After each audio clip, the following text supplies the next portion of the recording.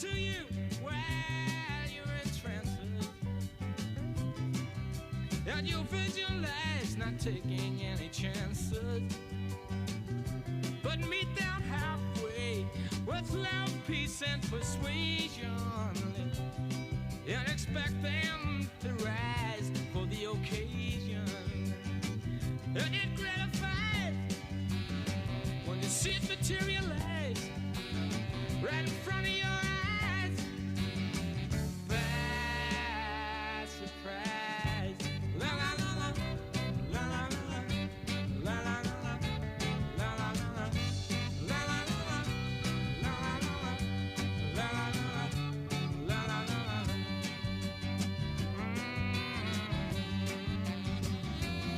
Yeah, we'll send you glad tidings from New York. Open up your eyes so you may see. Ask you not to read between the lines. Hope that you will come right in on time. Whoa, whoa, whoa. And they'll lay you down low in the easy.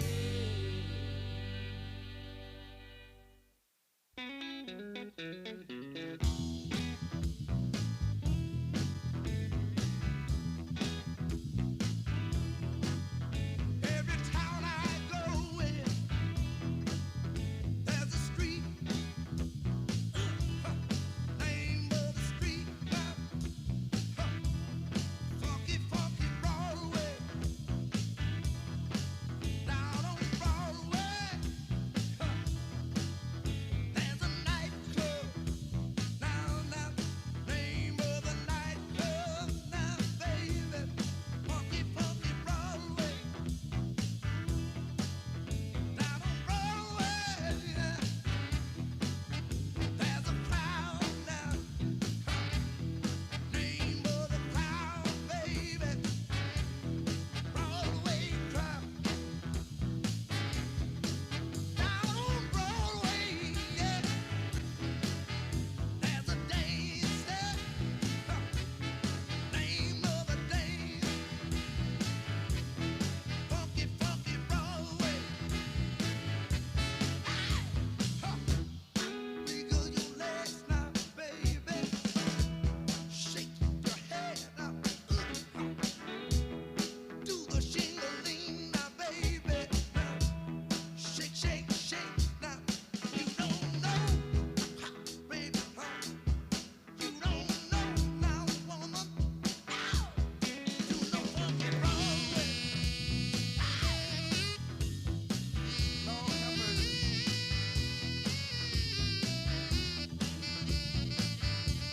Oh, you got me feeling all right. Dirty, filthy Broadway. Don't I like Broadway? That Broadway. Look at you. Down on Broadway, there's a woman. Name of the woman. Broadway woman. Down on Broadway, yeah. There's a man. Name of the man.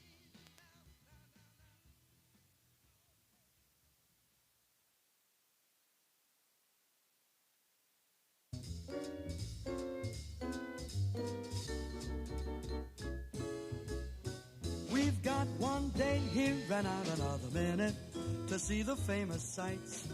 We'll find the romance and danger waiting in it beneath the Broadway lights. But we've only one day, so what we like the best are the nights. New York, New York, a hell of a town. The Bronx is up, but the Battery's down. The people ride in a hole in the ground. New York, New York, it's a hell of a town.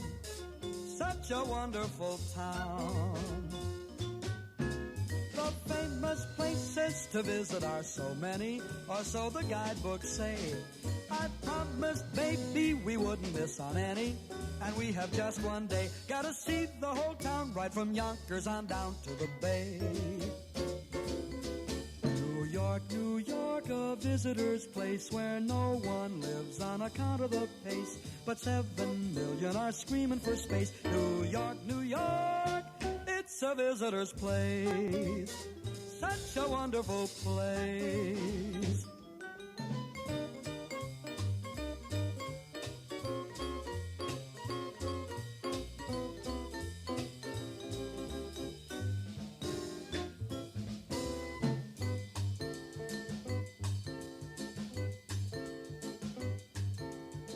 Manhattan women are dressed in silk and satin, or so the fellas say.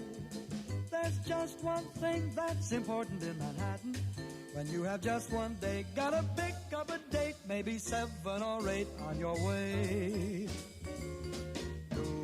New York, a hell of a town. The Bronx is up, but the Battery's down. The people ride in a hole in the ground. New York, it's a hell of a town.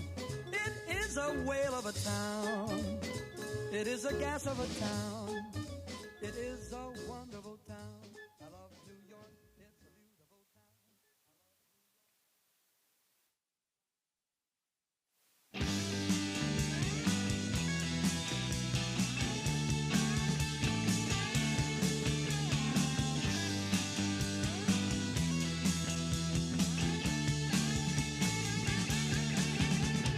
I can't ever understand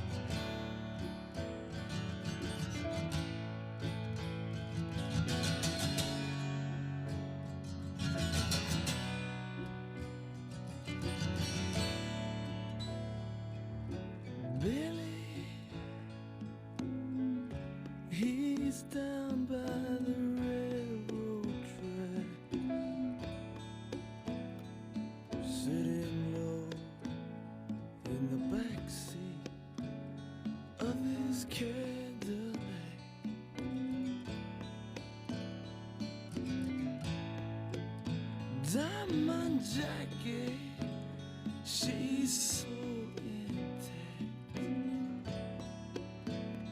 and she falls so softly beneath him.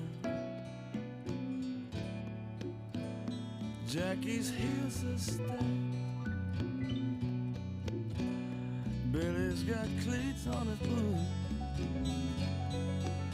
Together they're gonna boogaloo down Broadway and come back home with their loot. It's midnight in Manhattan. This is no time to get cute.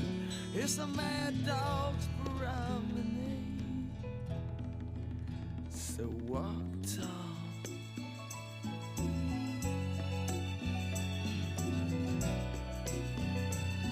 Baby, don't walk it off.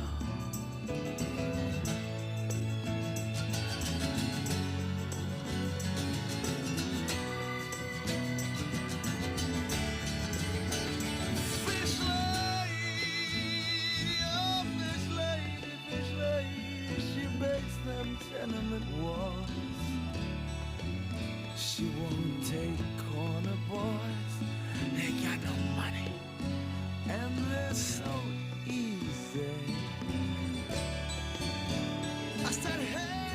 Hey guys, we'll be getting started momentarily.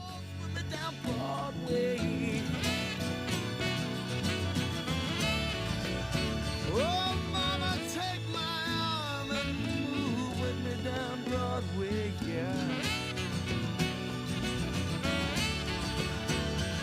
I'm a young man, I'm talking real loud. Yeah, baby, walking real proud for you. Oh, so shake it away. So shake away street life, shake away the city life, and hook up to the train. Oh, hook up to the night train. Hook it up, hook up to the train. But I know she won't touch the train. No, she won't take the train. No, she won't take the train. No, she won't take the train. Oh, she won't take the train.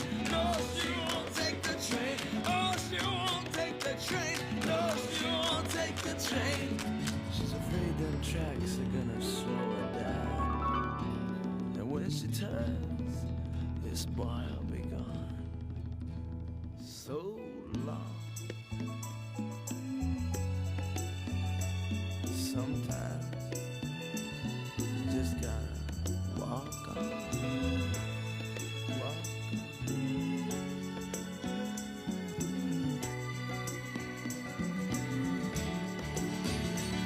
Hey, Vibes Man, hey, Jazz Man. Oh, play me.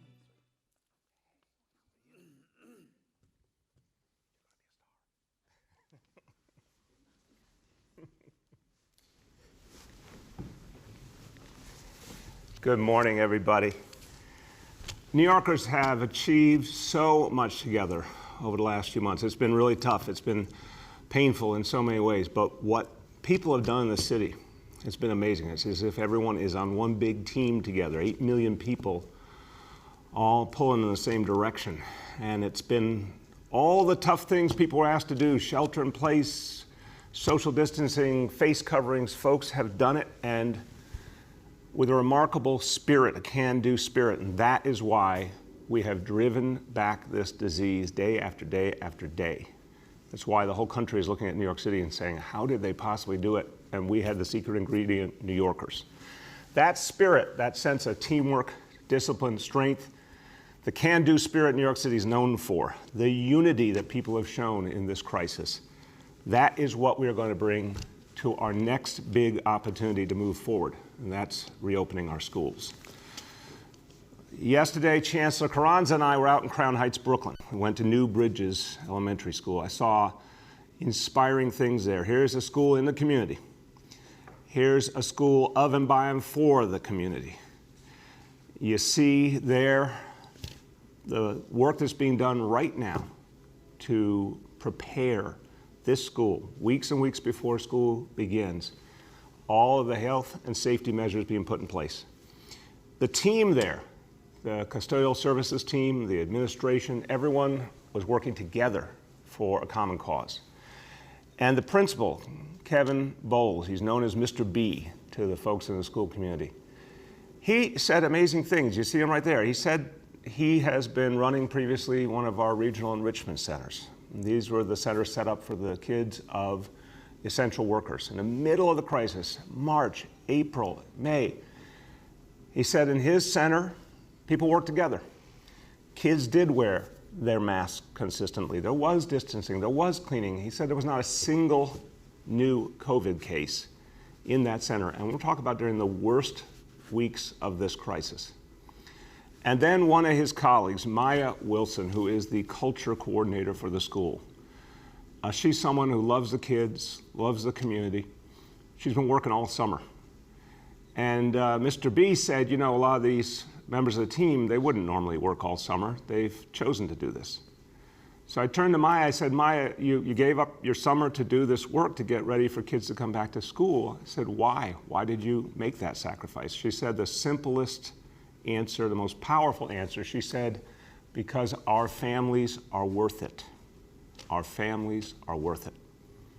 That is the spirit the Chancellor and I, everybody at the DOE is bringing to this endeavor. We work for the parents and the kids of New York City. And we owe it to them to get it right, and we will.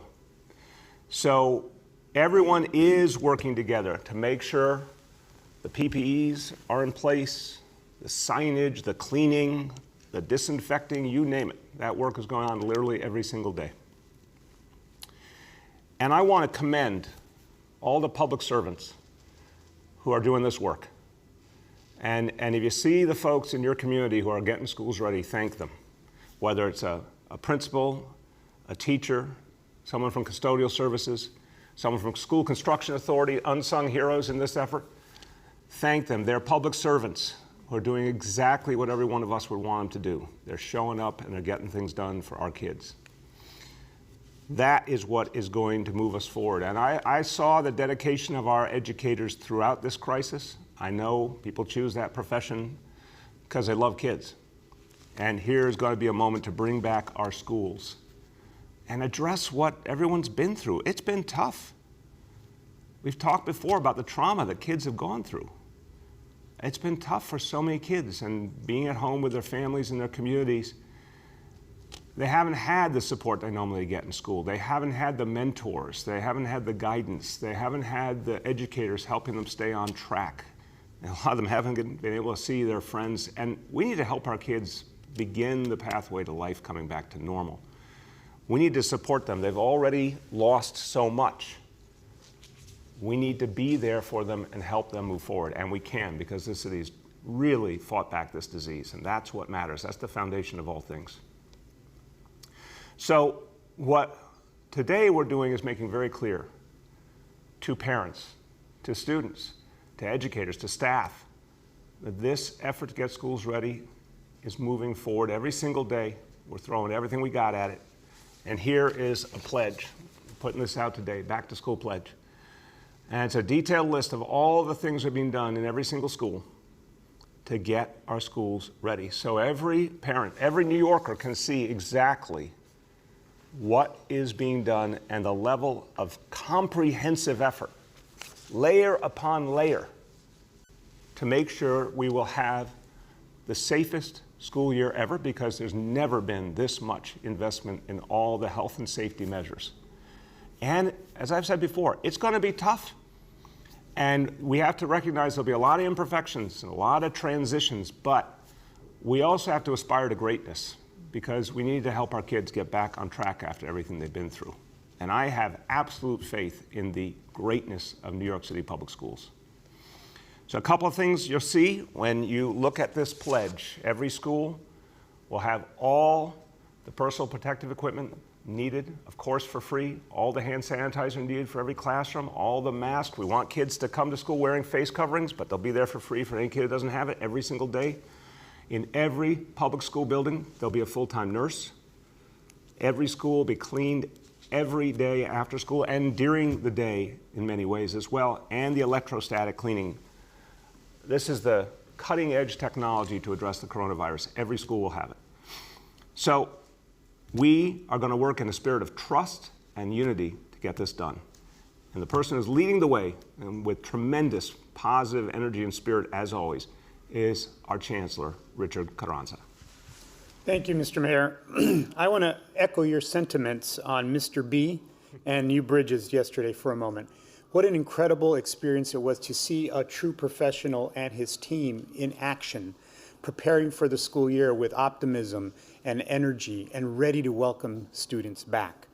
What they showed us yesterday is what every parent deserves to see, deserves to hear, and understand from their school. What is it that's happening in our schools? What is moving beyond just the plan on paper, but to actually implementing what it looks like in the school? What PPE and cleaning supplies are available? We saw that yesterday. How will desks be organized, maintaining social distancing? We saw that yesterday. What are the new rules to keep us safe? We heard about them yesterday. And that's our pledge to the families of New York City, to make sure that they know what this year will be like, not in the abstract, but the firm details. We're a few weeks away from the first day of school, and PPE deliveries are happening every day as we speak. Families are getting their schedules, and schools are organizing their classrooms. We saw the PPE deliveries yesterday at New Bridges, and that's going to continue to happen every single day. I know how overwhelming this may feel, but I want to reiterate something that the mayor has said and that I also have said, that if it's not safe, we won't reopen. I know how overwhelming it is, and so much will be different this year, but so much will also be the same, that a child's school is a safe place, a welcoming place, a place to learn and to grow. Schools will be in session 5 days a week, no matter where the students are, whether they're in person or they're remote learning. Our vision for the fall is a safe, strong, and supportive vision for every one of our students. And to families, I'm going to ask you, please, as partners, start preparing our children now for what this new fall will look like. Wearing of masks, social distancing, making sure that they know their supplies are their supplies, understanding that just because they can't hug the other children doesn't mean that they're not friends. It just means they're looking out for them as they're looking out for each other. So again, more information will be coming, and our Back to School pledge is our commitment to what we have promised for a safe, secure, healthy start to the school year. Thank you, Richard, so much. Look, everybody, you hear the heart in the voice of our chancellor. One of the things I said when I became mayor is that we would have chancellors who were educators. And Chancellor Carranza has been a teacher and a principal and a superintendent all the way up to the chancellor of the biggest school system in the country. He also is a parent, and he thinks like a parent. So I want to be clear, I think like a parent every single day as well. We are going to make sure these schools are safe and ready. And if we don't think they're safe and ready, they won't be open. But right now, look what you see, tremendous preparation, and the health situation in the city continues to get better because of your hard work. So we're going to move forward together on the countdown to the opening of our schools. There's another important countdown I want to talk about today, and this one is worth so much to the city. We got to pay attention now. Only 41 days left to the census deadline. Everybody, we got work to do in New York City, and the good news is it is simple to fill out the census. This is not a heavy lift. It just takes a little bit of time, a little bit of focus. You can do something great for New York City. People always ask me, what can I do? How can I help? Here's something every single person can do. One person can do it for their whole household. But right now, the New York City census response rate is 56.2%. So we're a little over halfway there. Now, I want to be clear. Imagine for a moment this was the end of the process today and we were only at 56.2%. Well, that would suggest we get about half the representation we deserve in Washington. That would suggest we get about half the funding we deserve for education, for transportation, for affordable housing from Washington. I don't think there's any New Yorker who wants half a loaf and wants to lose our fair share. So let's be clear, we have work to do, and everyone's a part of it. Now, We're going all out. September 30 is our deadline. We're going to throw everything we got at it, at the grassroots. But I want to make a clear statement today. The census, this is part of, literally, it's in the U.S. Constitution. This is something that happens every 10 years. It is the law. It must happen, and we need to honor it. So I want to talk about our census workers who are going out into apartment buildings all over the city, and we're hearing some reports that they're being denied access, and that's not appropriate, and that's not what we're going to allow in this city. If a property manager, a building owner, a co-op or condo board, if anyone doesn't allow the census personnel in, and that means we are not going to get our fair share of funding or representation, that's absolutely unacceptable. So we have been in touch officially with the Real Estate Board of New York, with the Association of Co-ops, with the condo boards of the city. And we're putting this notice up around the city and at buildings that need to see it, reminding them that the census is the law and we must give access to census workers so they can complete this vital mission. Okay, now, that outreach I talked about. It is deepening and deepening every corner of the city. I've been out there with these great outreach workers. I'm looking forward to going out again to see the work they do in the community. But they're also coming up with smart new ways to create more energy and more focus on the census. And one of the new things you're about to hear about, I love this, it is the Census Subway Series, a competition between neighborhoods in different boroughs to see who can do the best at responding to the census. And just like a real Subway Series, there actually are prizes involved. So here, for you to hear about this and all the outreach effort being undertaken to get New York City counted, the New York City Census 2020 Field Director, Kathleen Daniel. Thank you, Mr. Mayor.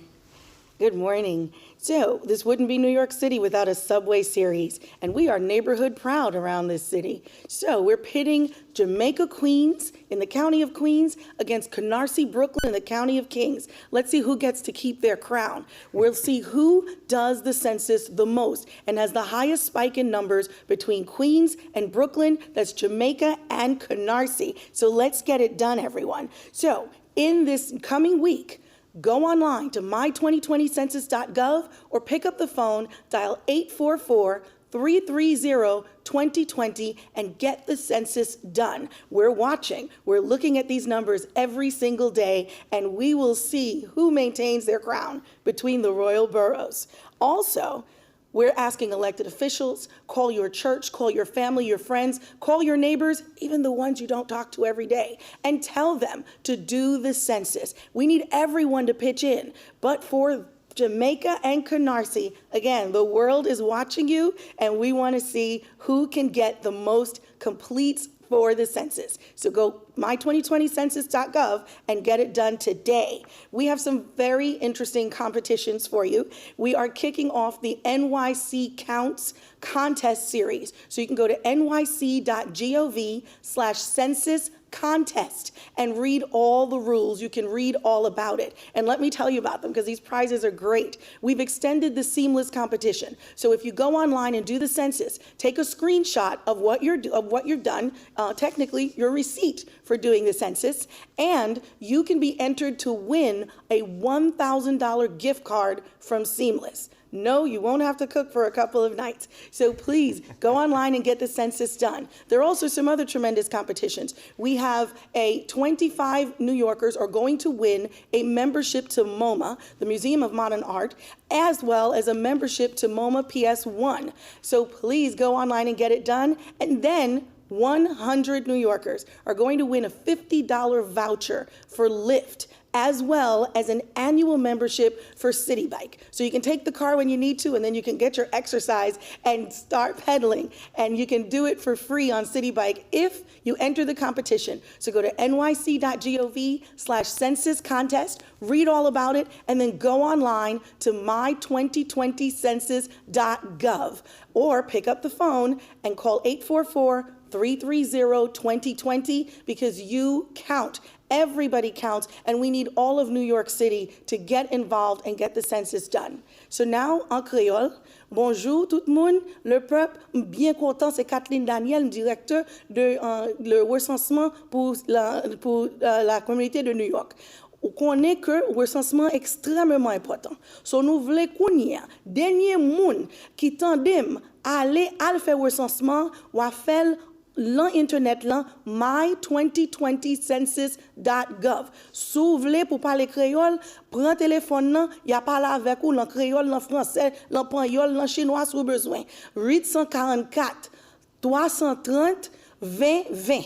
Prends téléphone là, yo là presque 24 sur 24 à 2 heures du matin yo pas prendre téléphone là mais ou les kounien ou faire recensement. C'est très important pour tout le peuple, marquer que haïtien, marquer que là, mais marquer que ou là. Qui tout gen papier ou pas, recensement pour vous. Et sous faire recensement kounien ou capable rentrer long compétition et New York City pour le bon des bel cadeau. Allant nyc.gov/census contest. Faire recensement, faire aujourd'hui, en nous campant ensemble le peuple, parce que c'est l'unité que nous gagnons la force. Merci.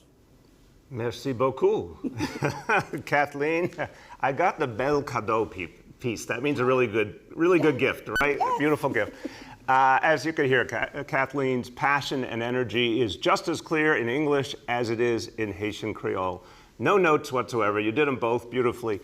But what Kathleen's talking about is so important, everyone getting counted.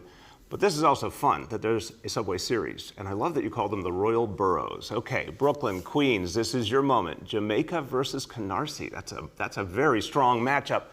Everybody, here's a chance to do something great for New York City, something great for your community. And there's some really great prizes. So thank you so much, Kathleen. Now, we have an extraordinary outreach effort on the census. So you heard it's being done in many languages, in many communities, in many ways. We want to reach everyone. And we've had a great partner in this work, the National Association of Latino Elected and Appointed Officials, NALEO. They've been really fantastic here and around the country in sparking tremendous outreach efforts.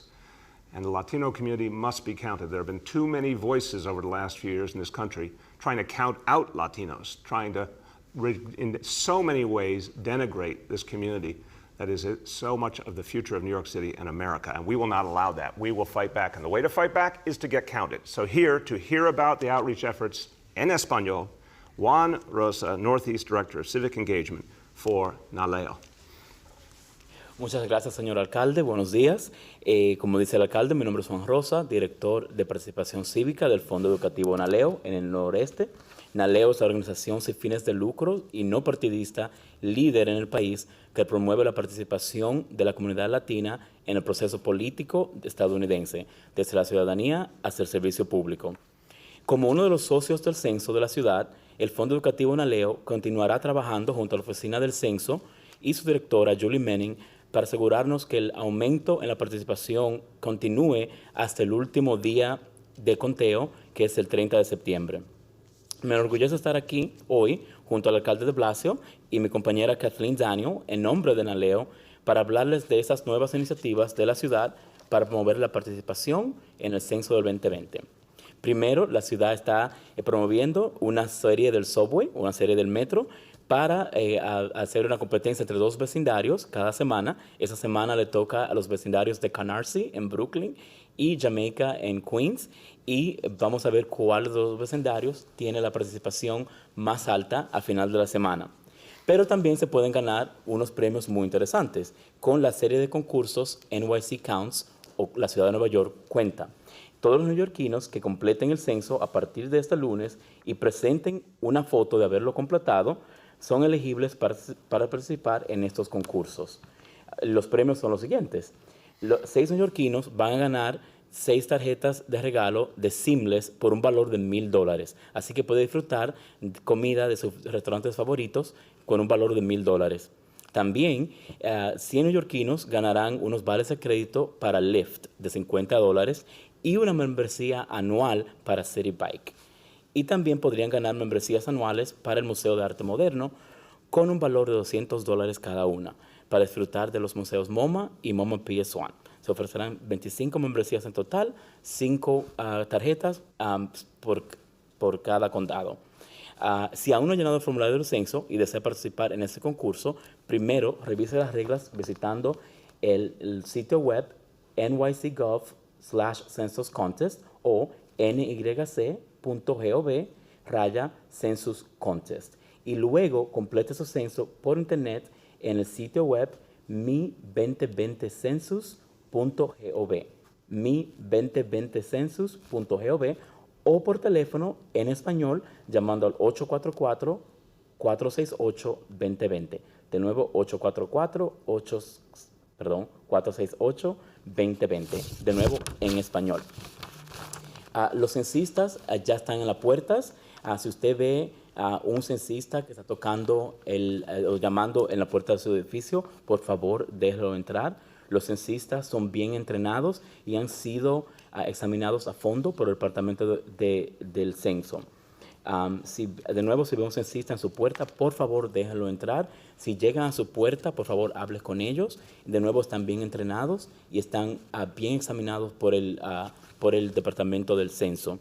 Todos los censistas llevan una tarjeta de identificación con una foto y una marca de agua del Departamento de Comercio de los Estados Unidos. Así que son fáciles de identificar. Quiero recordarles a personas que si tienen alguna pregunta sobre el censo, pueden llamar a la línea de ayuda de Naleo, que es 877-el-censo o 877-352-3676. Quiero agradecer nuevamente al alcalde de Blasio, a Kathleen y a la directora Julie Manning por estos últimos esfuerzos y por todo lo que la ciudad ha hecho para asegurar un conteo completo de todos los residentes. Gracias. Muchísimas gracias. Gracias. Juan and Kathleen, thank you both for the incredible work that you're doing. And everyone, this is so important. I'm going to say one more thing. This is for 10 whole years, a decade. The census happens once a decade. And the results, when it's final, it's final.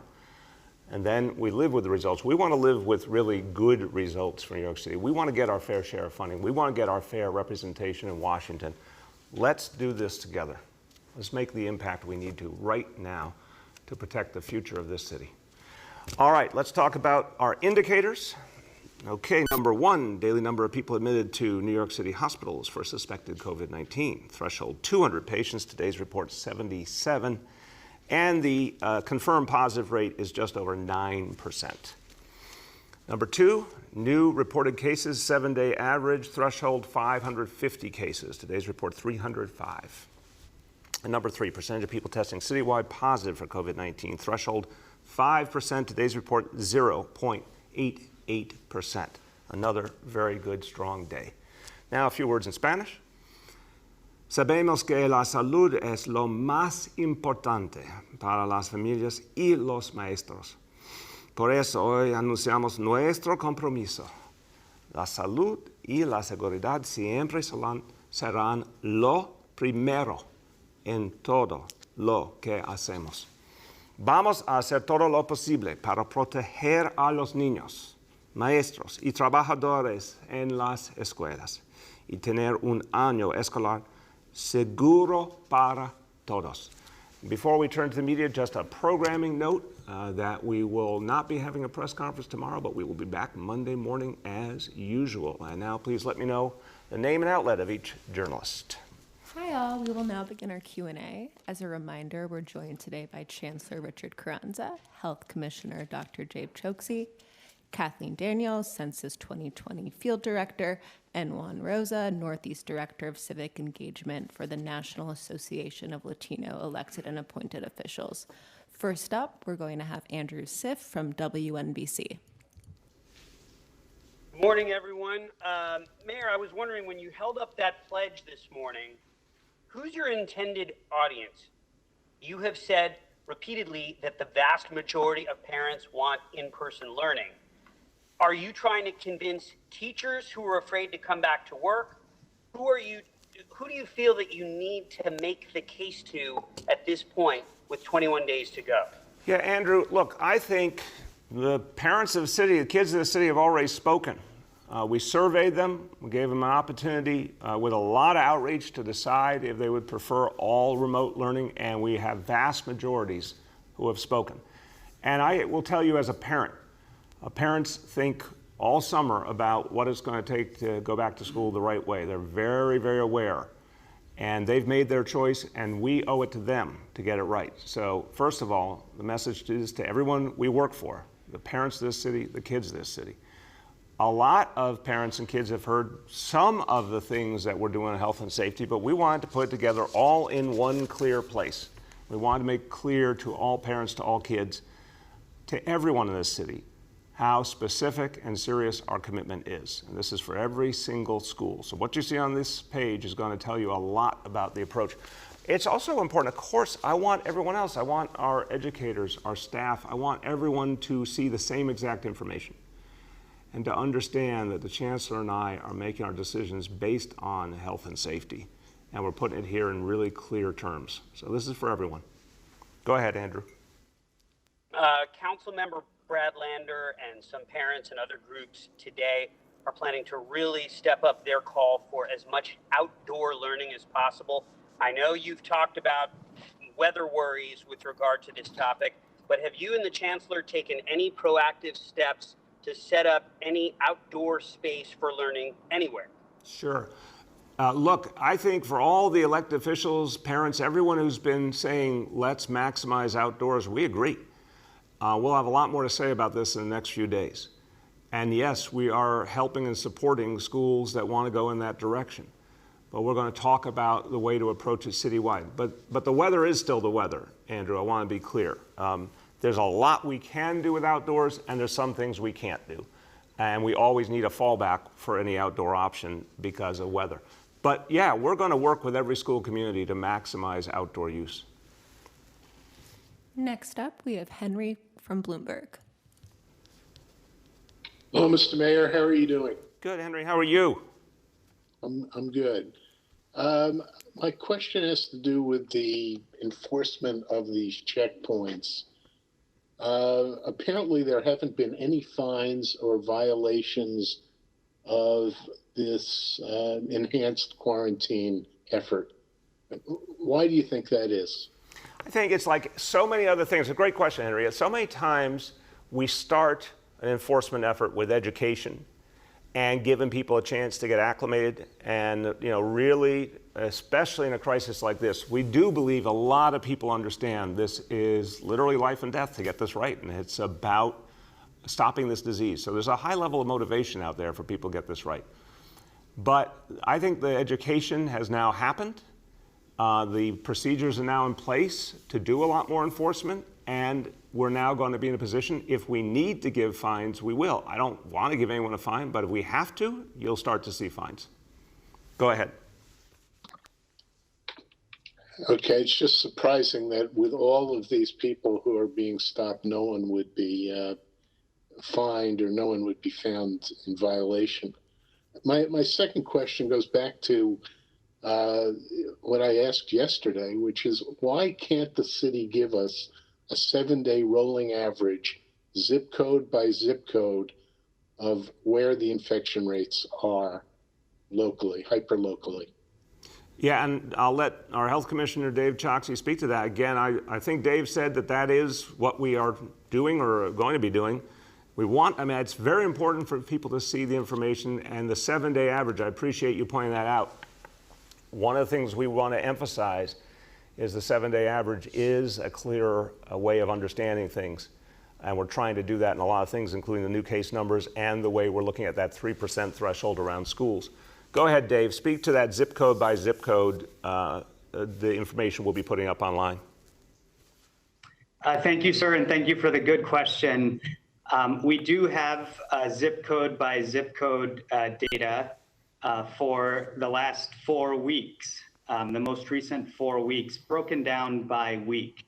That includes not just the infection rate, but also our testing rates and some other information. So the different ways of slicing the data are important because they help us answer questions. And together with the indicators that the mayor reports out on every day, we have a good comprehensive picture of what's happening with the coronavirus in New York City. Good. So, Dave, you think you should follow up in your team to make sure Henry gets that information he's looking for? Go ahead. Next up. I'd be happy to. Thank you. Next up, we have Louise from New York Old. Good morning, Mr. Mayor. How are you? Good, Luis. How are you? Pretty good. The other day, you said your executive order would be part of a series of stepped-up actions. Any chance you could elaborate on what those might be? Can you give us a hint if you can't tell us outright what they are? There's more coming for sure. Look, I think it refers back to the question Andrew said. I mean, we now need to go into the phase of greater enforcement when it comes to, Luis, I want to make sure we're saying the same thing. You're talking about quarantine, right? Yes, sir. Yeah, that, again, it was a brand new thing. When the state made this decision, it was absolutely the right decision to say we have a series of states around this country that unfortunately are really in trouble when it comes to the coronavirus. We have to have people quarantined if they come from those states, or if our own people go out and visit those states. That's the right thing, and we've all been putting in place the mechanism from scratch to create a viable quarantine structure. And our test and trace corps has done really, really extensive work. Obviously, presence between state and city at airports, train stations, bus stations. We're working with the hotel industry as part of the executive order. Many more pieces coming, the checkpoints. But there will be more enforcement, and we're going to deepen the effort to get every part of the private sector that works with people traveling to be a part of this and to help us on the front end to make sure that people are signing up those forms. Look, the best of all worlds is for someone to have filled out that form before they even come through the border into the 5 boroughs. So that's what we're moving towards, but we'll have a lot more to say on that in the next few days. Thank you for that answer. That same day, Dr. Varma stated that 15 to 20% of all cases in New York City occurred in people who traveled outside of New York City. Might data be available about these people? I mean, regarding their mode of transportation, whether travel was for business or other purposes, were these families or individuals, anything along those lines? Yeah, that's a great question. So first of all, we'd be happy to give you some of the data we have so far. I'll have the team follow up. It's initial data, obviously. This is still very new, and it's imperfect data because we're still perfecting the ways to track each and every person who comes here. But I think a couple of things, and Dave will join in. I think you're not seeing, obviously, a huge amount of tourist travel or business travel compared to what there used to be. I think a lot of it is family-related travel. I think a lot of it, more than we would have expected, was New Yorkers going out to see family elsewhere and coming back. And obviously more car travel than would have been the case in the past. But we'll get you more details on that going forward. I do want to emphasize that, you know, in a funny way, as New Yorkers, we might think a little differently. If you go and visit someone in South Carolina or Texas or Florida, you might think a little differently than if it was a resident of one of those states visiting here. But there's really functionally no difference. If you have spent time in one of those states, you have to quarantine. If you don't want to quarantine, honestly, don't go visit those states. It's pretty straightforward in the middle of this crisis. Dave, you want to add on what we're seeing? Sir, I think you covered it. I don't have anything to add. All right, thank you. Next up, we have Marla from WCBS Radio. Good morning, Mr. Mayor. I wanted to talk to you a little bit about the Fdny EMS potential layoffs. It drew a scathing response from the union, who warned of longer 911 emergency response times. We just got off the phone with the union president, who says they are having trouble with response times now, and with a possible second wave of coronavirus coming, the response times will be even worse. Do you have to lay people off in this very vital sector of the city? Marla, it's a really important question. So I'm going to take a moment to frame this. We don't want to lay off anyone. Let's start at the beginning. We don't want to lay off a single city worker, because city workers do such important work for their fellow New Yorkers, and because we don't want to see another person unemployed in a city that's had so much unemployment the last few months. So I don't want to see this happen. I have told all New Yorkers that we're getting to a point where we're starting to run out of options. We all hoped and prayed for a federal stimulus. We haven't seen it. Federal stimulus could save the day here. We should keep fighting for it. The state could do so much to give us the borrowing authority. Long-term borrowing would solve this instantly. And I continue to appeal to the state. We're having conversations with state leaders on this point constantly. The unions have been good partners. We're looking for savings. The union you spoke to and every other union can help us find alternative savings so we don't have to do layoffs. There's many ways to solve this, but if we don't get one of those solutions, we must find $1 billion. We have, unfortunately, a clock running. October 1st is when layoffs will happen. The approximate number is 22,000. Every agency is going to be offered different options if they have other ways of saving money. We want to hear them because we're looking for every way to avert layoffs. But what we can't do is act like we have money when we don't have it. So my job is, of course, to protect everyone in the city. We're going to make our decisions with that in mind. But we also have to deal with a reality that is really painful and try to find one of these other solutions so we can avert these layoffs. And my second question is directed toward Chancellor Carranza. You warned of 9,000 layoffs at the DOE if the state decides to hold aid to schools and say this is game over for in-classroom learning. Can you expand upon that and tell us a little bit about game over? So, as the mayor has talked about, we are in a fiscal crisis, and no one wants anyone laid off as we look to come back to in-person learning, especially with less children in each classroom, which requires more staff. Obviously, any potential layoffs would impact our ability to do that in person.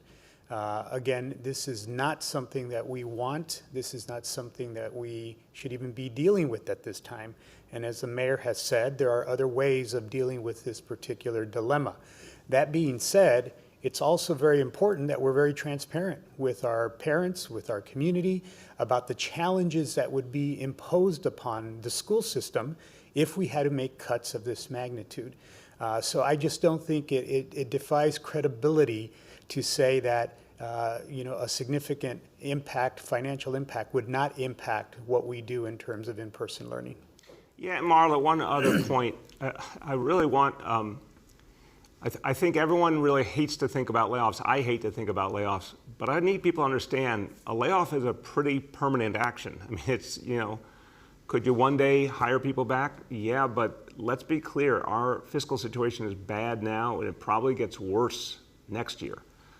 So as we strive for stimulus funding, for long-term borrowing authority from Albany, for the unions to work with us to find alternative savings, I need everyone to understand, this is not a furlough. We've got to be clear. A layoff is a permanent action. And you're talking about having thousands and thousands of fewer employees in a lot of agencies. It will change the nature of the city for the long term. And that's why we want to work so hard to avert it. Next up, we have Gersh from Streets Blog. Hello, Mr. Mayor and everyone on the call. How are you? Hey, Gersh, how's it going? It's hard to tell. Every day is the same. Anyway, over the weekend... Gersh, that was a deep observation. I am very deep. I wake up and go to bed, and every day is the same. Anyway, over the weekend, New York One reported that some Surface Transportation Committee members are disappointed by your response to their recommendations. Now, in the past, you have told us that you are, in fact, considering some of their recommendations, including HOV lanes and taking traffic enforcement away from the NYPD, et cetera. But what's the next step going forward, Mayor? Are any significant changes just something you'll recommend to your successor, or are we going to see some major action in your remaining months? Gersh, I give you credit for consistency. You've asked that question several times. I've answered it several times, so I'm going to answer it again. There needs to be consistency in looking at the facts, in my view. I'm someone who believed we needed to continue to add more alternatives in this city. We have greatly expanded select bus service. We have now added the busways, which is a brand new thing and something I think is going to have a big impact. We announced, obviously, last year what we were doing on 14th Street. That's now permanent. Now we announced more busways. I think that's a really exciting, positive addition. What we've done to expand City Bike, what we've done with NYC Ferry. This, to me, is the beginning of a lot of other things that we need to do, and where you and I think would agree energetically is that the future of New York City is not about the automobile, it's about mass transit and lots of transportation alternatives. So that's the direction we're moving in. And yes, I'm a big believer in HOV lanes, and that's something we're looking at right now. Everyone, we appreciate the advice from everyone, but we already are there in terms of wanting more and more alternatives, more and more options, and we're going to be working on them for the next 500 days nonstop. Go ahead.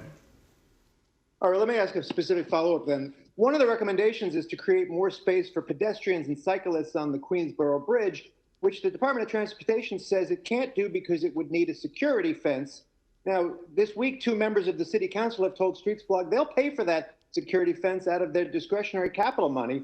So will you accept that money, build the fence, and double the pedestrian and cycling space on that vital span? I want to look at that situation for sure. I think where we have options to create more alternatives, that's what we want to do. I don't know enough about the mechanics of the Queensboro Bridge and the other things we're trying to do to keep the bridge working well, but I'll bring it up with our Transportation Commissioner and we'll have an answer for you going forward. Next up, we have Kala from Pix 11. Hey, good morning, Mr. Mayor.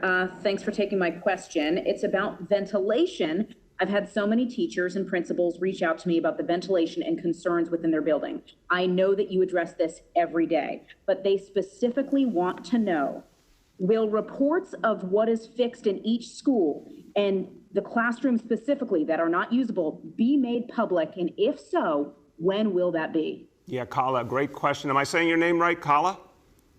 Kala, like California. Okay, Kala, thank you.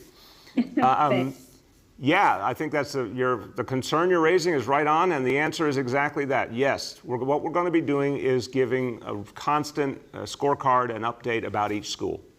And a lot of work has happened over the summer to get the schools ready, and now it's time to start showing people the results of that work. Interesting thing, Kala, is some of it is more advanced and technological. Some of it's really old school. Opening up windows. Some school classrooms had windows that were sealed shut. We're opening them up because what the doctors tell us is fresh air is actually one of the very best ways to fight the coronavirus. Just get as much, in the nicer weather, obviously, get as much air into the classroom naturally. But yeah, we're going to update on the ventilation systems, filters being changed, all that, school by school. And you'll see in this pledge, well, Richard and I feel strongly, we've said it to the team, if there's a classroom that for some reason the ventilation situation is not right, we're going to take that classroom offline until it can be fixed. If there's a building we thought wasn't up to snuff, we'll hold that building back and find an alternative space. Now, I think that would be a rarity, honestly, where a whole building would have that kind of challenge. But if we find that, we will address it. But Kala, one more point, 3 weeks, I know everyone's understandably anxious, but when folks are working nonstop and a lot of a team out there working on these issues, 3 weeks is actually a long time to get a lot of stuff resolved. There's always, before every school year, a big, intense push to opening day. But yes, we're going to display publicly the status of each school. Go ahead. Okay, and then of course, I think we all need something to look forward to. What can you tell us about Halloween in the city, the Macy's parade, which is my favorite, and of course the tree at 30 Rock? Great question. I share your love for the Macy's parade. It's pretty amazing. I think everything is going to be different is the simple answer. Each one is going to have different versions of what they do. We'll get you more details. I think some is going to be virtual. There might be some small in-person pieces, spread out pieces. It's not going to look at all, of course, like what we are used to. But the important thing is the traditions will be kept in some way. I mean, remember what happened with, for example, Macy's and the fireworks on July 4th. It was different, but it still maintained the tradition. It still meant a lot to people. The same with graduations in the schools, the beautiful virtual graduation that was telecast with so many people participating as a labor of love for our kids and families. So yeah, you're going to see versions of those events, but nothing like what we're used to. Let's all work together to make sure they come back strong next year. We're going to approach our last two, starting with Paul from Staten Island Advance. Hi, Mr. Mayor, can you hear me? Yeah, Paul, how are you? I'm well, sir. How are you? Good. I'm asking about restaurants, specifically regarding a letter from State Senator Andrew Lanz and Rep. Max Rose. They're asking for the governor to essentially consider Staten Island separate from the city regarding indoor dining. They point to concerns about your own leadership. I just wanted to see if you'd like to respond and if you're in favor of considering Staten Island separate. Hey, Paul, it wouldn't be New York City if people weren't criticizing their mayor, so it's part of life around here. Staten Island is part of the 5 boroughs, part of the city. We're all connected. We're all dealing with the same challenge. The state and the city have had a lot of unity on these issues, a lot of caution, a lot of care about how we do things. You heard the other day Dr. Varma talk about the history around the world, including right now in Hong Kong, where they just shut down bars and restaurants. Hong Kong had been, successful in the scheme of things in fighting back to coronavirus, but now they're seeing a problem because it's one of the places where you have indoor dining, indoor bars. It's one of the places that's most sensitive in the whole equation. So I think every piece of this, the whole city is going to be treated as one. I believe the state has always seen it that way as well. And it's about health and safety first. Now, all the people in the restaurant industry who understandably are concerned, for all the people who depend on those jobs and we want them to have those jobs. Look, from the very beginning, takeout and delivery have kept going. We added outdoor dining, which almost 10,000 restaurants have taken advantage of. In fact, more are taking advantage of it all the time. That will be coming back next year. So all the investments that restaurants put in this year, they'll be able to carry through to next year. We are working all the time to see if there's things we can do to provide more relief. The best thing we can do is actually fight back the disease. If we kept pushing back the disease, that would open the door. So it's a little bit of chicken and egg. You take too many chances, you move too fast, you make the wrong decisions, the disease come back, then you're of course not going to have indoor dining. So I think the cautious strategic approach is actually the best way to get to indoor dining again one day. But all of us are in this together. Go ahead, Paul. And just to follow up on that, regarding, again, indoor dining, do you have a timetable? I mean, we've been in phase 3 since early July. Is there any sort of date you're looking at where a decision might be made on this? No, we've been really clear, and I'll have Dr. Choksi chime in as well. We are looking at it all the time because we know it means so much to everyday New Yorkers, particularly the folks who depend on it for their jobs. But we have to see a lot more improvement in fighting this virus before we could consider it, because it's literally one of the most sensitive pieces of the whole equation. So no, there's not a timeline, but we're always asking ourselves the question, what would it take and can we get to that point? Dr. Choksi, you want to add?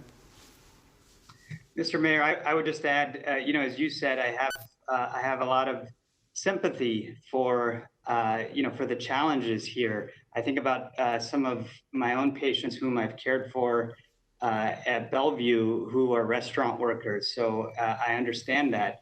But at the same time, the health and safety of those very same people, as well as all of the rest of New York City, are paramount in our approach. And we have seen, in many places around the world, how indoor dining has been tied to outbreaks and in some places resurgences as well. So it's an area where we have to be careful in weighing the different factors.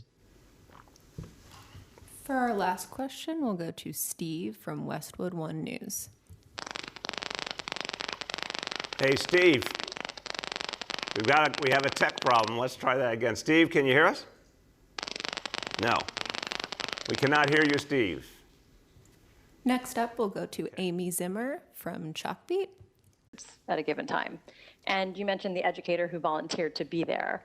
So that's another key difference. So obviously, educators, a lot of them do want to go back in September, but a lot of them are afraid to go back.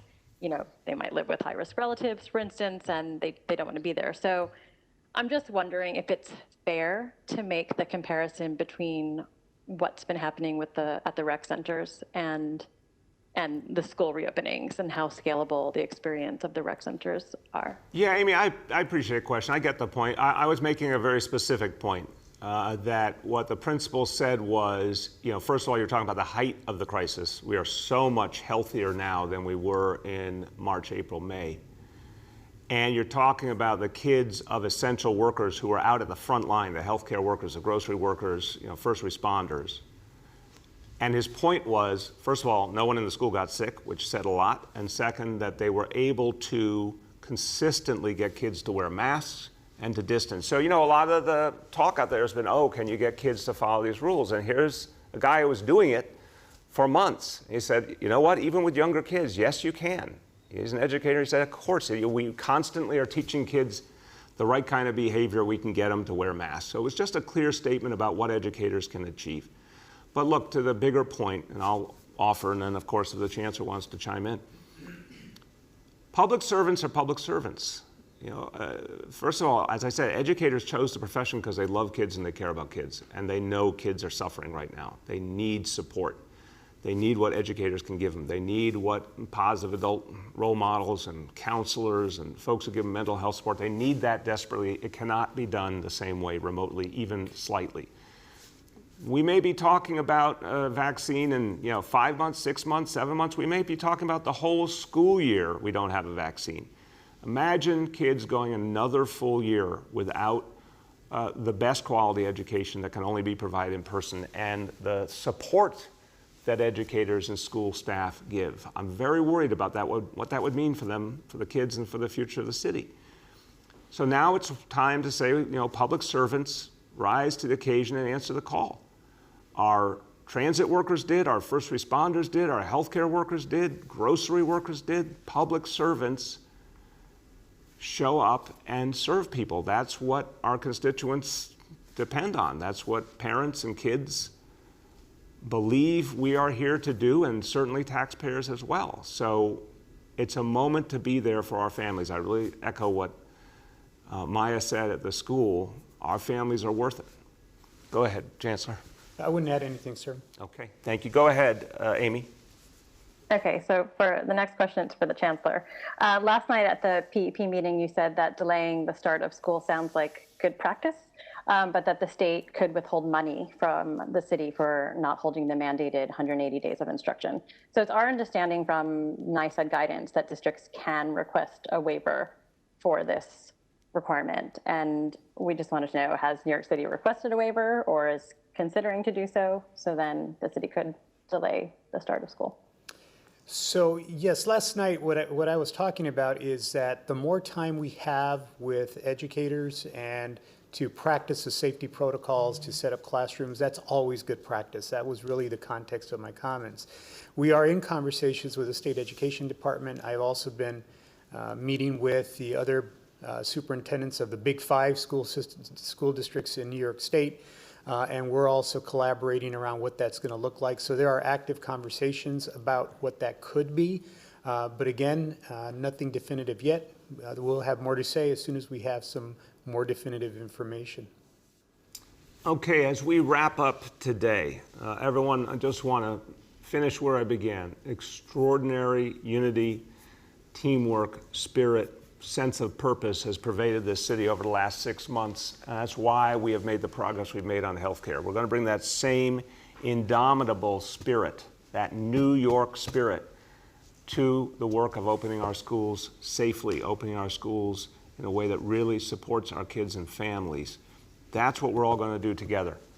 And I have a lot of faith in our educators. I have a lot of faith in our school staff. They know how important it is to be there for our families. In the end, think about it. When we support our kids, when we really give them what they deserve, we build the future of the city. There's been so much talk in the last months, rightfully, about the disparities that have been clear in this crisis. One of the best ways to fight those disparities is to keep uplifting and supporting the children who go to our public schools. We're going to change New York City for the better. We're going to create a more fair and equal city. It starts in our public schools. So we are doing the work to be ready and to be ready safely in September. Thank you, everybody.